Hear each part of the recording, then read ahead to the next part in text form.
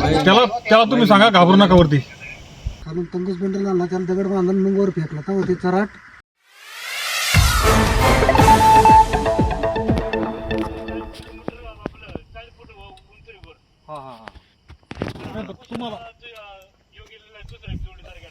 तुम्हाला तिथपर्यंत पोहोचता येईल का आता? नाही नाही, वरती वरती जाता येते का तुम्हाला त्याच्यापर्यंत? रोप आलो का रोप? नाही नाही, तुम्हाला पुढे जाता येईल का त्यांच्यापर्यंत? म्हटलं त्यांच्यापर्यंत जाता येईल का तुम्हाला? बरं बरं चालतं. बघा बरं आम्हाला त्याला तुम्ही सांगा घाबरू नका वरती. तर त्यांच्यात किती आहे बघ ना. हे गेलेले आहेत ना, यांना कॉल करा. हे काय चालू आहे इथं वरती रे भाऊ. हॅलो, अरे इथं खाली कुमारदाच्या टाकीच्या ते वर. हा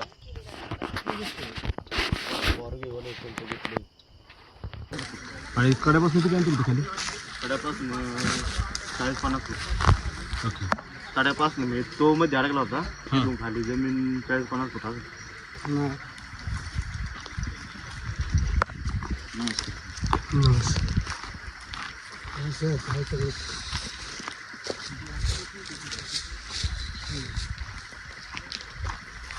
कसं गेलं ते वरती? कसं काय वरती गेलं ते? शिवनेरीला त्या साईडनी जो रोड होता तिकडून येताना ते वाट चुकलं सर. माहीत होतं का रस्ता नव्हतं? नाही, मला फक्त लोकांनी सांगितलं तिकडे की इकडून 15 मिनिटाचा रोड आहे म्हणून सर. माहीत नसतं आपण कसं गेलं? हां सर, मिस्टेक झाली माझी. किती लोकांना आपण त्रास होतो? हां सर. कसं काय घडली ही घटना? पूर्ण घटना नाही घडली सर, म्हणजे मला शिवनेरीला जायचं होतं. मी फर्स्ट टाईम त्यांची मी दिलगिरी व्यक्त करतो सर. माझ्याकडून जे काही मिस्टेक झाली मी सर्वांचे माफी मागतो. कॉन्टॅक्ट केलं सर्वात पहिल्यांदा? बरं, तर मी पहिल्यांदा फॉरेस्ट डिपार्टमेंट जे आहे त्यांना कॉल केला, गुगलच्याद्वारे प्रयत्न केला, पण त्यांनी कॉल नाही उचलला. तर मग मी दुसरा माझ्याकडे ऑप्शन नव्हता, तर मी 112 नंबर जो आहे त्याच्यावर कॉल केला सर. तर त्यांनी जेव्हा कॉल केला तर व्हिडिओ कॉलच्याद्वारे त्यांनी आमचं कॉन्टॅक्ट झाला आणि त्यांनी आले. ते पुढचा फॉलोअप कसं झालं? रेस्क्यू टीम, फॉरेस्ट टीम, पोलिसांच्याद्वारे त्यांनी काही कॉर्डिनेट केलं त्यांना आणि त्यांना पाठवलं जे काही आलते व्यक्ती. काय सांगाल तुम्हाला ते सगळं कॉर्पोरेशन केलं असेल? कॉर्पोरेशन केलं त्याबद्दल जे काही माझ्याकडून मिस्टेक झाली असेल ते मी स्वीकार करतो सर. ह्याच्यापुढं अशी काहीच घटना आणि माझ्याकडून काही त्रास नाही होणार ह्याची मी कबुली करतो. अशा ठिकाणी आहे, कसं केलं, काय काय नक्की तिथली जागेची काय परिस्थिती आहे? परिस्थिती अशी होती की तिथं म्हणजे चढता पण येत नव्हतं, उतरता पण येत नव्हतं, नाही का.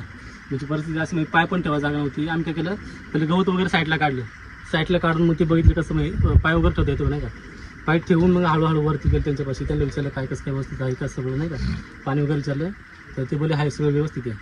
तर ते काय झालं, रस्ता चुकलं होतं तिकडनं यायचं. आपण जसं आपलं दंड आहे ना मार्ग, तिकडनं इकडे यायचं ते तिकडच्या इकडे आले साईडला येण्याच्यामुळे असं. आता अशा प्रकारच्या घटना घडतात, आता तुम्हाला हे सगळे प्रयत्न करावे लागतात. नक्की पर्यटकांसाठी तुम्ही काय सांगाल, नक्की काय करायचं? पर्यटकांना आम्ही एवढं सांगू की नाही, जो आपलं जेवढा सोपं मार्ग असेल ना त्या मार्गाने जावं, इकडनं असं म्हणजे अडचणीच्या मार्गाने जावं. काय एकंदर काय अनुभव काय आलाय?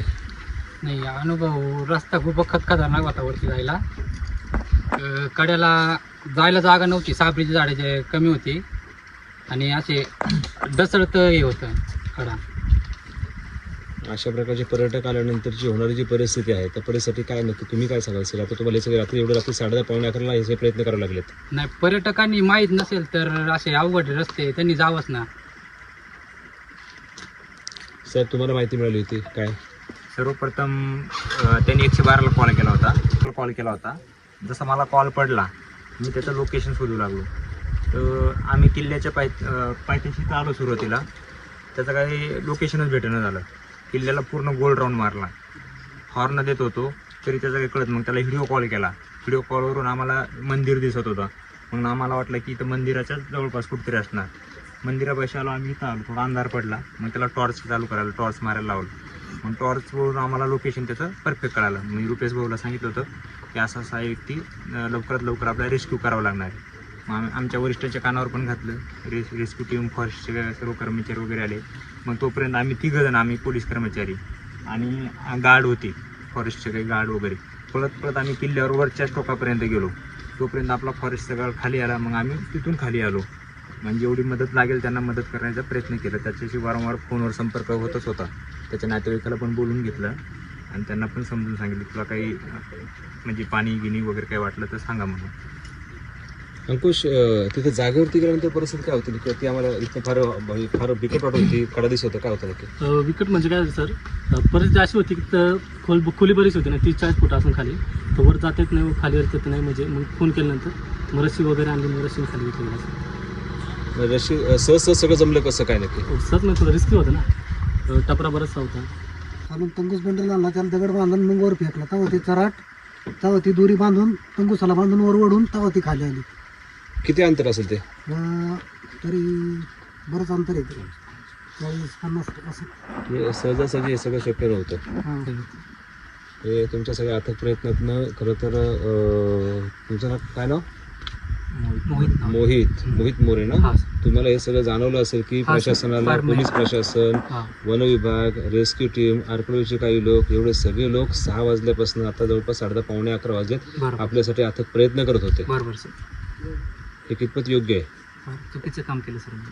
मी हे कबूल करतो की माझ्याकडून जे ज्या मार्गाने जायला हवं होतं त्या मार्गाने न जाता चुकीच्या मार्गाने मी गेलो, म्हणून हे सर्वांना त्रास झाल्याबद्दल मी सर्वांचे माफी मागतो सर. इथून पुढे काय येणाऱ्या लोकांना काय सांगाल आता? येणाऱ्या लोकांना सांगेल, जो मार्ग बनवला आहे प्रशासनाने, जो व्यवस्थित मार्ग, गडापर्यंत जायचा मार्ग बनवला, त्याच मार्गाने ये आणि जा कर. नमस्कार. शिवनेरी गडावर आलेला एक पर्यटक चुकीच्या मार्गाने गेल्याने गडावर भटकला. अवघड ठिकाणी अडकल्यामुळे त्याला खाली उतरता येत नव्हते. परिस्थितीची गंभीरता लक्षात घेऊन पर्यटकाने तत्काळ पोलीस विभाग व वन विभागाशी संपर्क साधला. यानंतर पोलीस विभाग, वन विभाग अधिकारी तसेच रेस्क्यू टीमने तातडीने शोध मोहीम सुरू केली. तब्बल 5 तासाच्या अथक प्रयत्नानंतर पर्यटकाला सुखरूप खाली आणण्यात यश आलं. या रेस्क्यू मोहिमेत रुपेश जगताप, मखदूम सय्यद, कपिल कबाडी, संकेत कबड्डी, सिद्धेश जाधव, राजकुमार चव्हाण तसेच वन विभाग अधिकारी मिसाळ देवदास आणि विधाटे नितीन यांनी मोलाचे सहकार्य केले. त्यांच्या तत्परतेमुळे आणि धाडसी कामगिरीमुळे पर्यटकाचा जीव वाचला. प्रशासनाकडून पुढे येणाऱ्या सर्व पर्यटकांना विनंती करण्यात आली आहे की गडावर फिरताना प्रशासनाने निश्चित केलेल्या मार्गाचाच वापर करावा व धोकादायक मार्ग टाळावे. धन्यवाद. जुन्नरच्या नवनवीन घडामोडी जाणून घेण्यासाठी आवाज लोकशाहीचा या चॅनलला सबस्क्राईब करा, बेल बटन प्रेस करा.